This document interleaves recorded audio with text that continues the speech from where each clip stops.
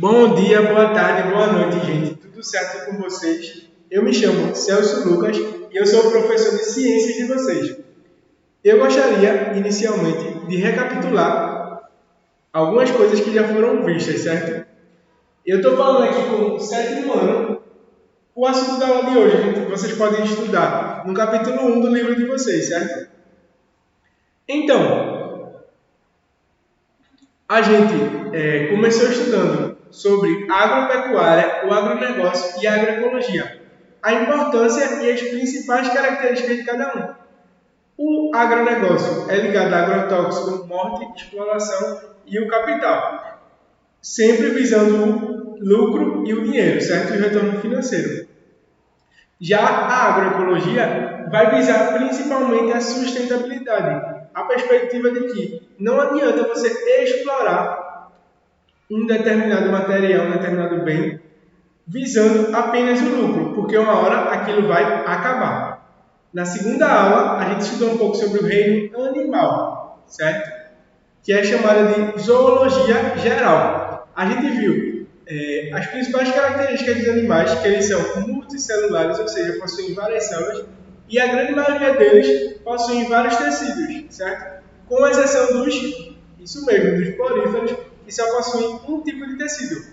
A gente viu todos os grupos de animais, os conceitos básicos de cada um e suas principais características.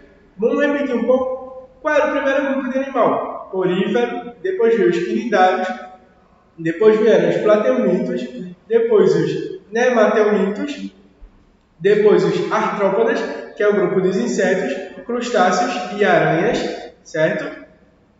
Depois vieram os equinodermatos, que são estrelas do mar, bolacha do mar, ouriço do mar. E depois, esse primeiro grupo que eu falei é chamado de invertebrado, que é um grupo mais basal, mais primitivo. Depois desses invertebrados vieram os vertebrados, que nós, seres humanos, estamos inclusos. E são 5 grupos: os peixes, os anfíbios, os répteis, as aves e os seres humanos, certo? E na aula de hoje, professor, o que é que a gente vai aprender? Então, na aula de hoje, a gente vai estudar sobre máquinas e trabalho, certo?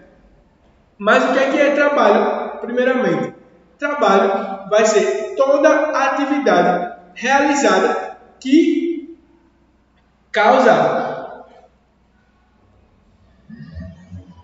que vai causar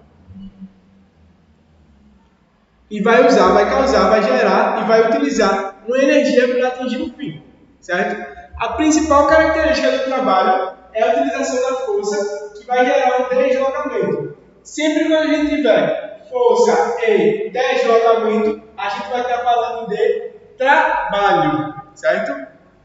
Mas vamos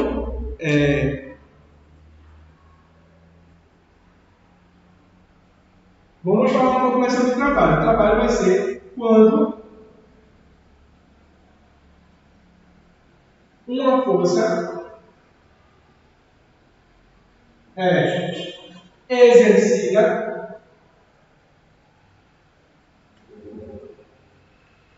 sobre algum objeto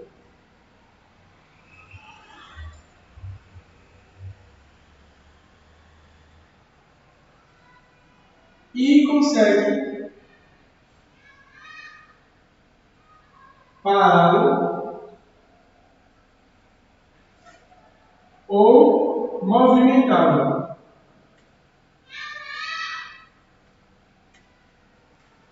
Ou seja, sempre trabalho vai ser quando uma força é exercida sobre um objeto, e ela vai conseguir parar esse objeto ou movimentá-lo, certo? Se a gente parar algo, a gente também está exercendo força sobre isso. Se a gente movimentar, a gente também vai estar exercendo força. Mas, professor, quando eu seguro algo por muito tempo, por exemplo, eu estou segurando esse piloto por muito tempo, eu estou realizando trabalho? Não está realizando trabalho, porque a principal característica do trabalho vai ser o deslocamento. Se não existe deslocamento, não existe trabalho. Ou deslocamento, ou parada do deslocamento, certo? Você vai estar realizando trabalho quando você movimenta algo, ou quando você para esse movimento gerado, certo?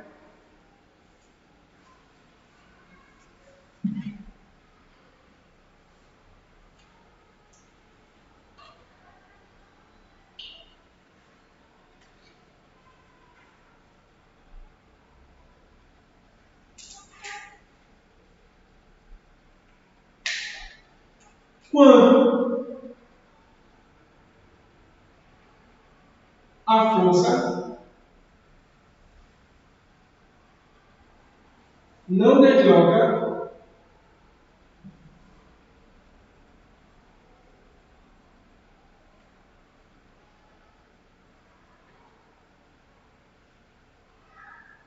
quando a força não desloca o corpo,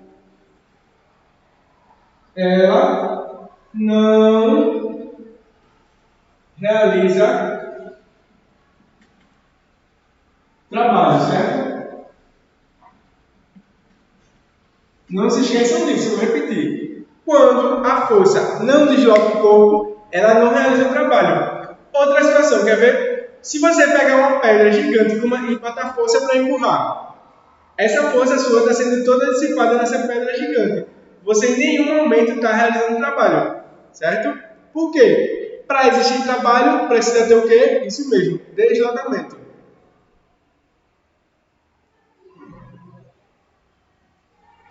Nós, enquanto humanidade, sempre procuramos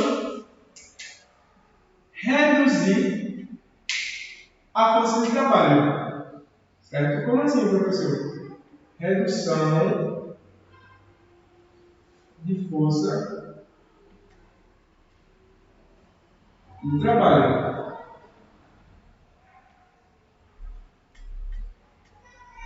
Certo? Como assim, professor? Redução de força de trabalho. Então, o que vai ser a redução da força do trabalho? Basicamente vai ser algumas atividades, a gente tinha gastava-se um tempo muito grande para realizar determinadas atividades, como por exemplo, mover alimento de um local para o outro. A gente gastava bastante tempo para poder realizar determinadas atividades, como por exemplo a agricultura. Vocês já pensaram o trabalho que dava para você, às vezes, por exemplo, em plantação de soja, colhendo plantação por plantação, mesmo que fosse muita gente, era um trabalho muito desgastante. Por quê? Digamos que a gente tem uma plantação de 1 hectare, que é uma área enorme.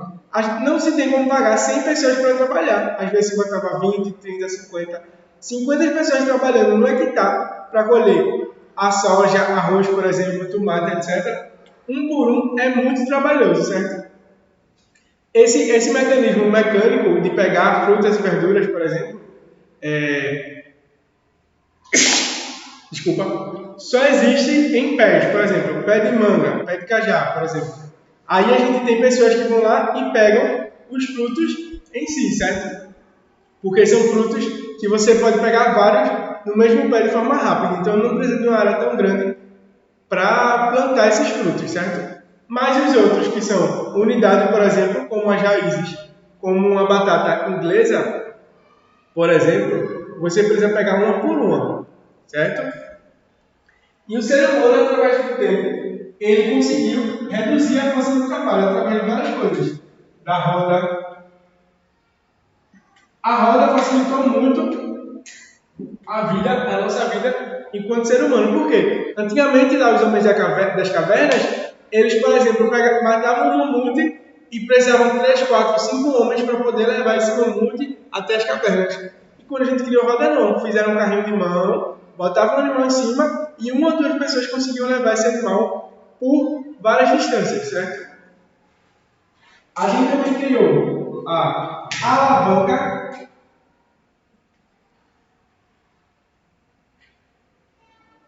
A alavanca, ela vai ser extremamente útil para várias coisas.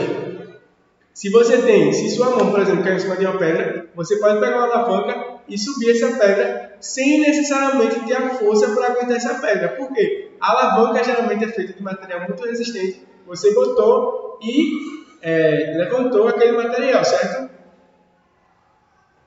Outro material de grande importância foram as engrenagens.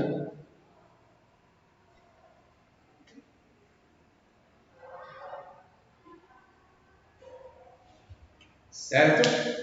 Como assim as engrenagens? Com uma bicicleta, várias rodas e alavancas nela, certo? Rodando essas rodas e gerando muita força. As engrenagens são isso, também facilita muito o trabalho. Por quê? Por exemplo, na bicicleta, você bota um pouco de força e você já consegue movimentar duas rodas ao mesmo tempo sobre a resistência da pista. Coisa que normalmente você teria muita dificuldade, certo? Você teria que botar muita força. A gente já viu o que é trabalho e agora a gente vai ver o que são máquinas, certo?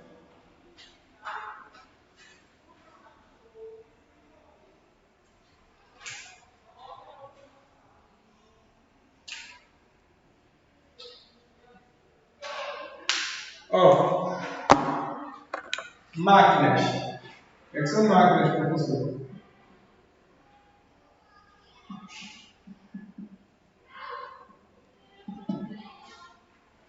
Então,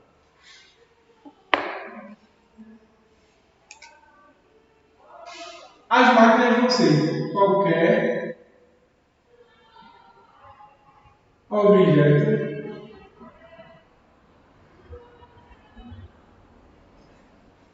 capaz de transformar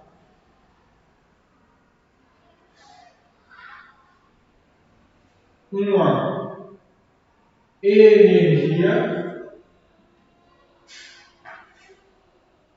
em outra, certo? Repetindo, uma máquina vai ser qualquer objeto, certo? Capaz de transformar uma energia em outra. Lembrando que vocês têm que copiar tudo que eu estou botando aqui no quadro, certo? E dessa forma, as máquinas elas vão poder fazer duas coisas. Elas vão poder mudar a direção da força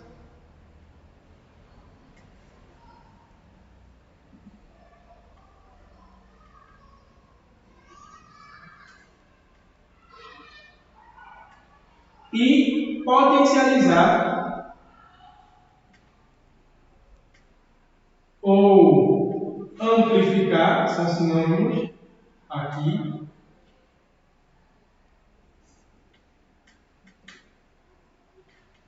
a energia. Certo? Ou seja, as máquinas vão poder fazer essas duas coisas. Ou vão mudar a direção do percurso que a energia do trabalho está percorrendo, certo? Como moinhos, por exemplo, de água. A água está passando por uma direção e ela vai pegar essa energia e vai transformar em energia elétrica, por exemplo. Ela vai mudar a direção que a energia está tomando. Ou ela vai amplificar essa energia. Você tem, por exemplo, o vento.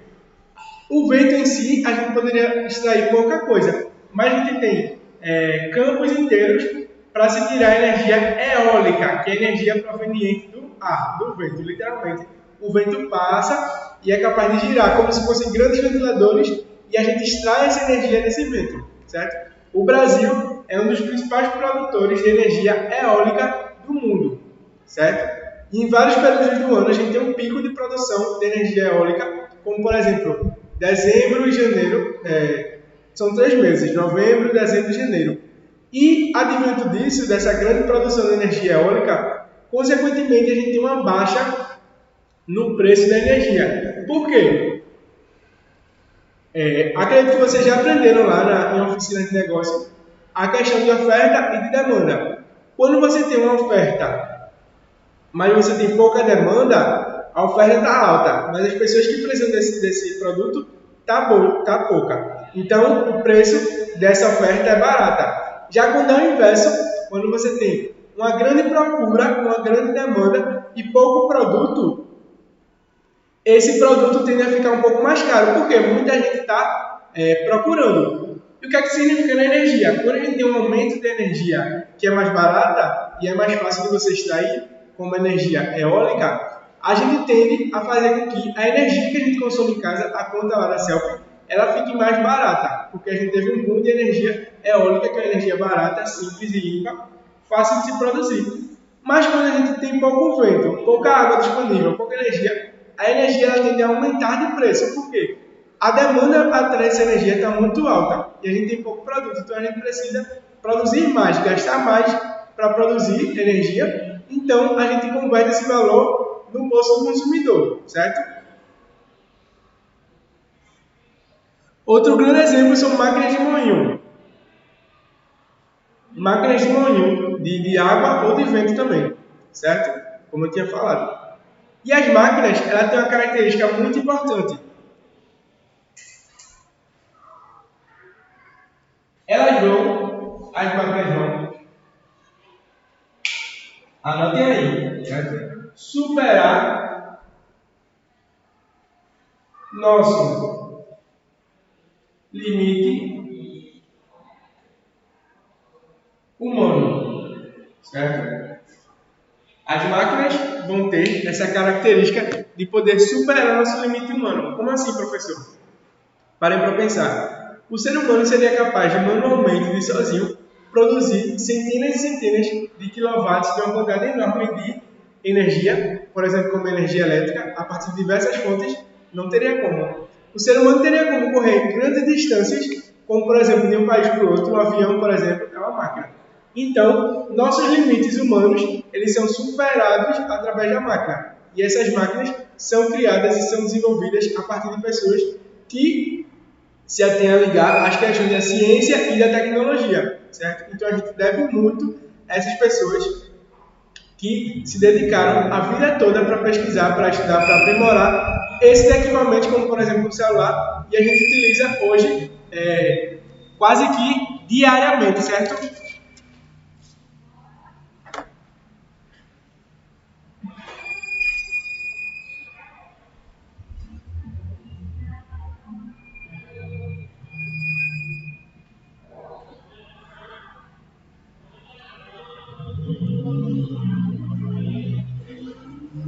Existem dois tipos de máquinas, certo?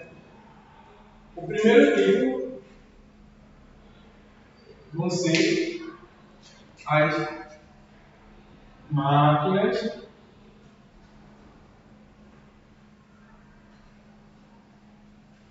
simples,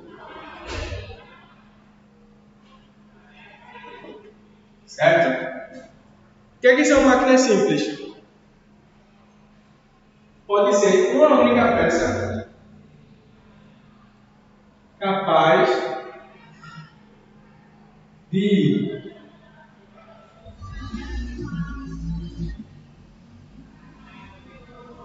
alterar a força, certo?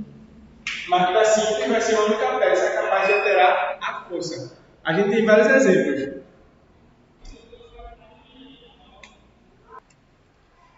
Mas a gente volta a falar um pouco sobre máquinas simples e máquinas complexas um pouco no fim da aula, certo?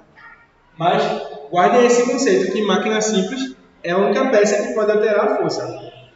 A gente agora vai ver a relação entre força e deslocamento. Certo? Força e deslocamento.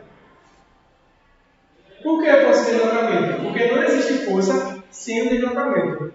Certo? E quando a gente tem uma relação direta entre força e deslocamento, a gente vai ter o quê? Exatamente, a gente vai ter trabalho. Mas vocês sabiam que tem como calcular a força utilizada?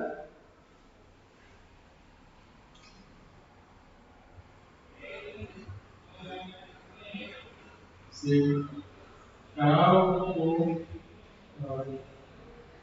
Certo? A força e o deslocamento eles podem ser calculados. Uma fórmula assim.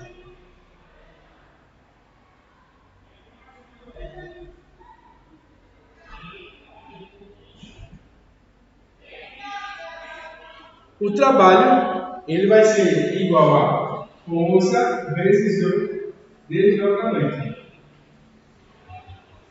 Anotem aí, deixa eu fazer maior, por favor. Esse símbolo aqui é uma letra grega referente ao trabalho, certo? Vai ser igual a força vezes o deslocamento, certo?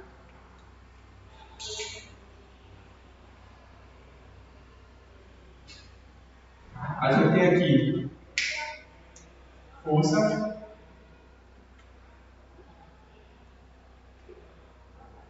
deixa eu meter aqui na primeira letra, trabalho,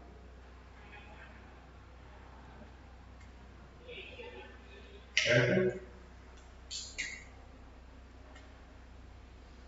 Aqui na segunda letra de F, tem força, e aqui no D, deslocamento, certo? Ó, trabalho é igual a força vezes o deslocamento, certo? Deixa eu copiar aí no quadro, certo? Essa fórmula grifem, chamei bastante atenção porque é uma fórmula muito importante. E a gente vai fazer o primeiro exercício com essa fórmula aqui.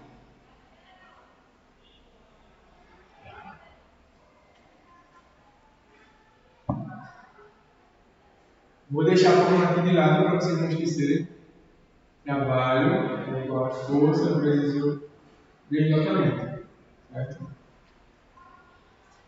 Se a gente pegar, por exemplo, sempre quando vocês forem resolver questões assim, por fórmula, é importante que vocês peguem essa fórmula e vocês destrinjem aqui. Como assim? Pegar cada característica, o trabalho, a força e o deslocamento, para vocês saberem quem é que a questão está pedindo. Ó, se a gente tem um trabalho de 1 kJ e uma distância de 100 metros, a gente quer saber a força exercida na relação do trabalho vezes a distância, certo? Mas antes disso, se atente ao seguinte fator: as unidades de medidas de cada componente desse na fórmula, certo? A força ela vai ser em Newton, e toda a força vai ser calculada em Newton, certo?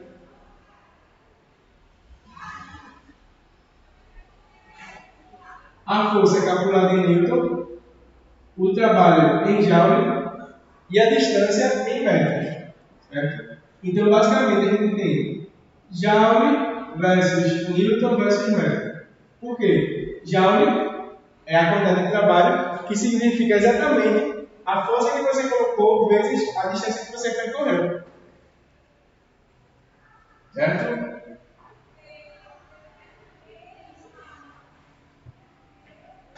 Um kJ é igual a 1000 joules. Certo? Então, se a fórmula é trabalho igual a força vezes a distância, quem é que a gente quer achar? Exatamente, a força. Um conceito de matemática que vocês precisam lembrar agora é que quem está aqui multiplicando passa para lá o quê? Isso mesmo, dividindo. Quem está aqui multiplicando passa para lá dividindo. Ó, então eu vou ter força igual a distância sobre trabalho. Certo? Quando a gente quer achar, se a gente quiser achar o trabalho, a gente utiliza essa primeira fórmula, que é trabalho igual a força vezes a distância. Já se a gente quiser achar a força, a gente utiliza força igual a trabalho sobre a distância, certo? E agora a gente vai substituir. A gente vai ter força é igual a 1000 joules sobre 100 newtons. É super fácil vocês fazerem isso. 1000 sobre 100 com 2 zeros. Certo? Ficou quanto? 10 sobre 1. O 1 não existe, então a resposta é 10 newtons. Por quê? Joules sobre metros.